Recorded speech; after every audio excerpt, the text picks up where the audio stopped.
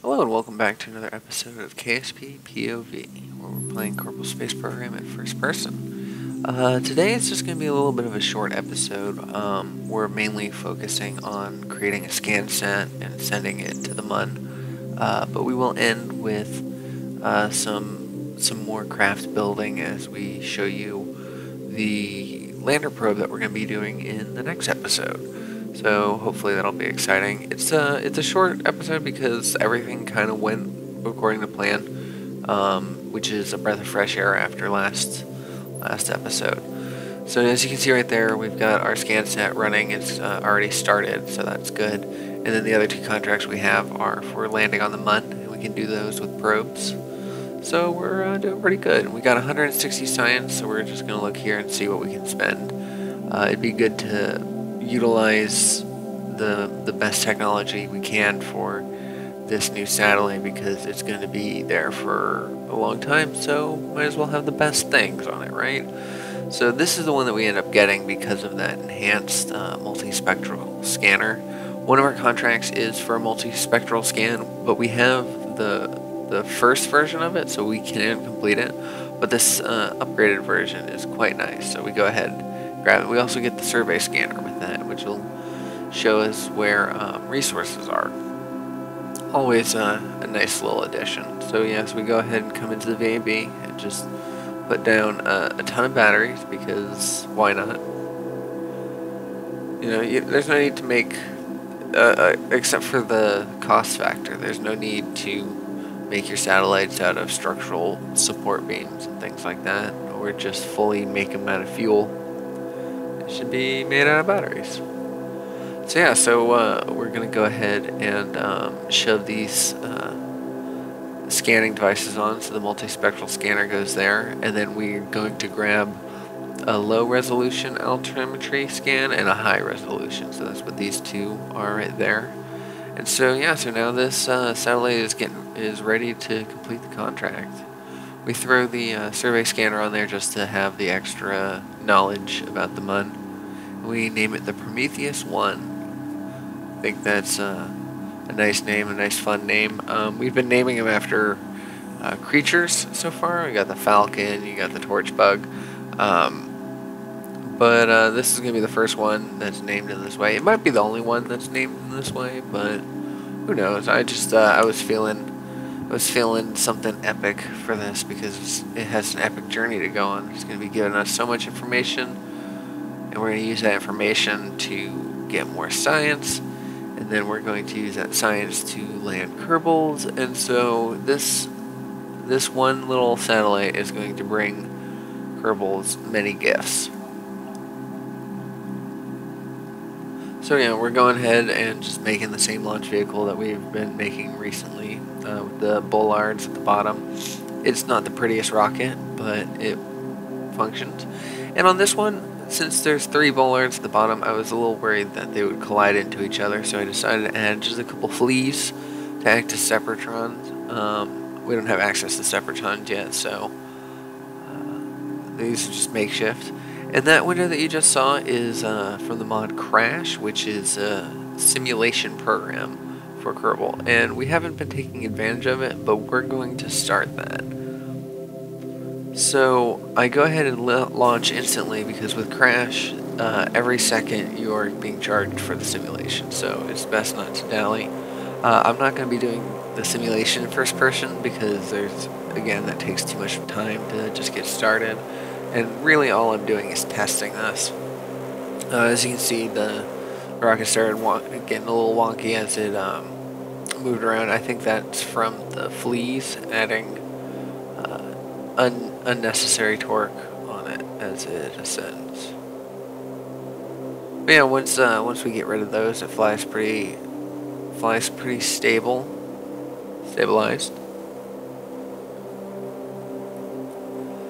And then we see that we run out of fuel before in this bottom stage before we even break the atmosphere, and so now we're running solely on our Terrier engine.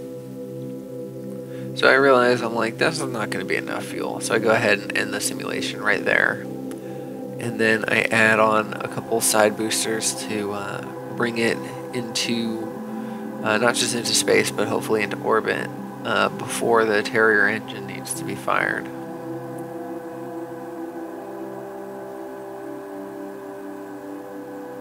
Then I throw on a booster cam so we can see what we're looking at, and then I don't do another simulation. I have faith in this rocket with that extra little booster power to get us into orbit. I think will be more than enough. So it's an interesting looking rocket on the telemetry, very triangular.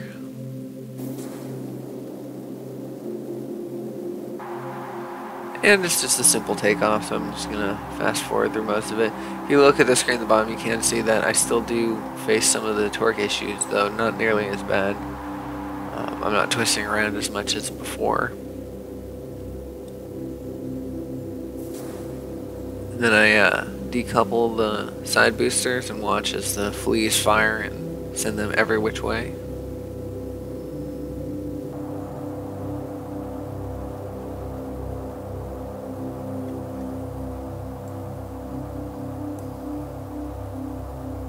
And then I just bring myself up to a decent altitude, and then the lower stage fires. And again, it fired before we even got out of the atmosphere. So, and the side boosters that were added were definitely enough to get us to 77,000. I normally go higher. I normally go to like 85 or 100,000 meters, but for this one, I'm just like, I didn't want to risk using all the fuel just pushing myself up to a height when I don't need to be very high. I just need to be horizontal.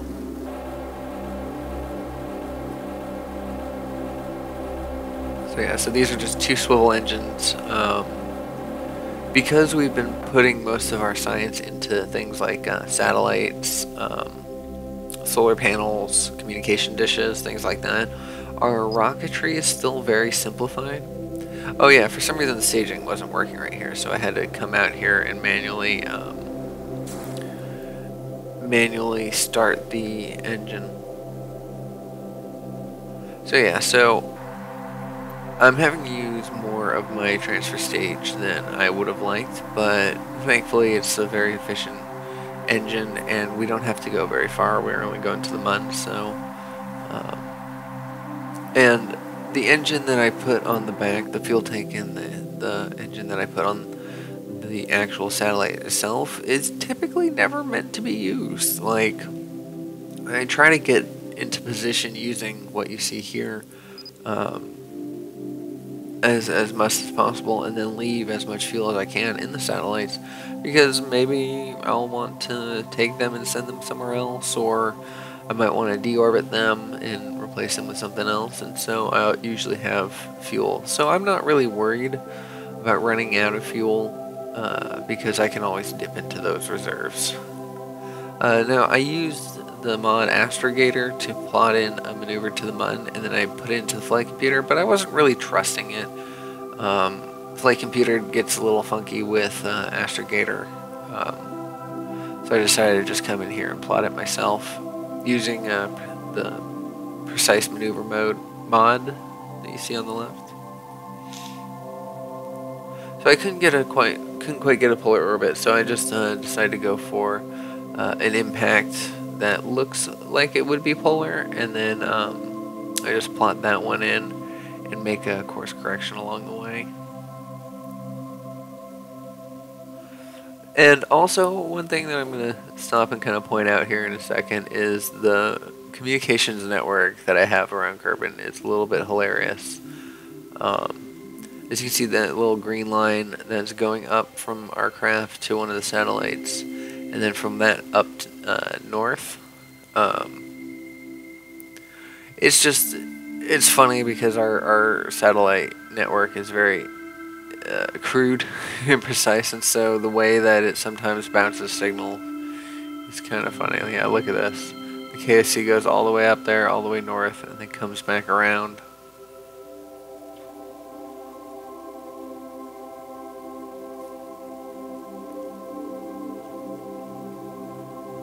Let me just time warp into our maneuver and go burn it here. This is sped up time because this was a long burn, just to try to be a little bit precise. We don't need to be exact because we're going to be making a correction later, but we want to make sure that we at least hit our target right, so that way our connection is nice. And there was the transfer stage running out of fuel.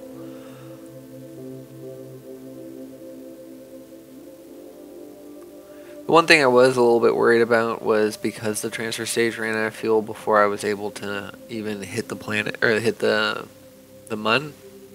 I was worried that we wouldn't have enough delta V for the polar adjustment and the capture burn.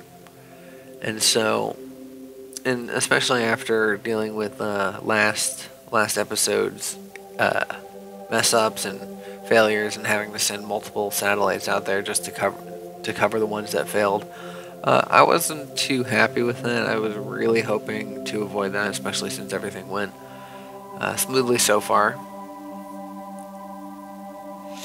But thankfully, this maneuver itself only was 60 some odd meters per second delta V, and I have well over 1,000, so I was starting to feel a little better.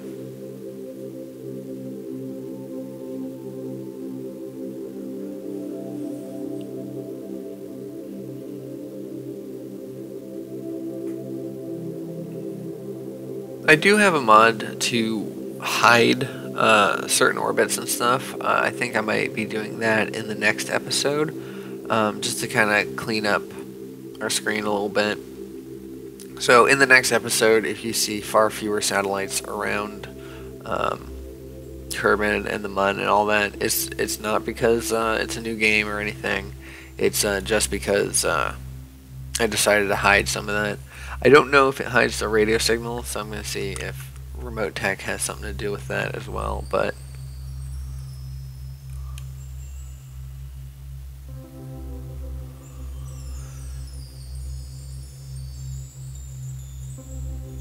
so here, just plotting in the capture burn, and it's only 200 and some odd meters per second, so I am set to be successful here. You know, oh yeah, look at this radio communication.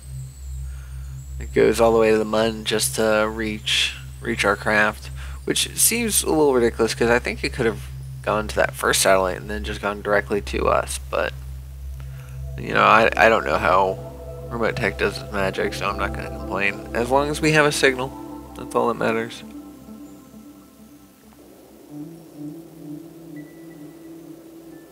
So I plotted my maneuver note, or I start my burn. It's not the longest burn ever, but it's still something that I tuned down the thrust so to make sure that it's very precise, because we're positioning a ScanSat, and if we could get it positioned perfectly on the first one, then we're good. We're good, and that is what we are. We are at 450,000 meters above the surface, and all of our scanning materials are rated for 500,000 meters.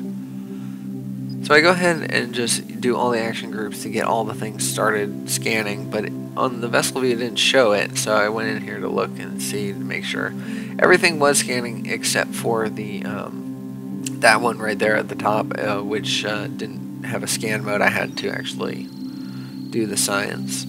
So we get ourselves a nice little shot right there. That was fun. And we say goodbye to the ScanSat. It is just going to go ahead and do its thing for as long as it needs, and we'll get the information. Oh, look at that. There's mid-mist right there at the bottom left of the Mun. We haven't even discovered it yet, but we can see it. So for the rest of this episode, I'm just because it was short enough, I knew that I needed a little bit more in this, and it still ended up being very short.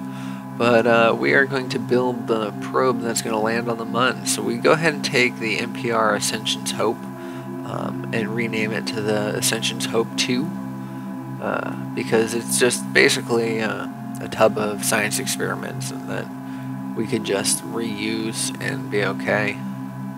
So it's still basically the same craft. I did take the Science Juniors off of it, and the big old radiators and stuff. I did remember to put relay dishes on it, so we will have signal the whole time instead of the previous ones, as you saw in one of the previous episodes.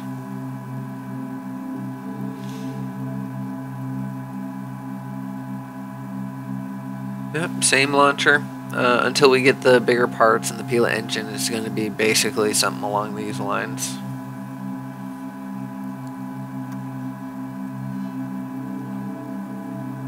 So I do end up making a few more changes on this before we end up launching it.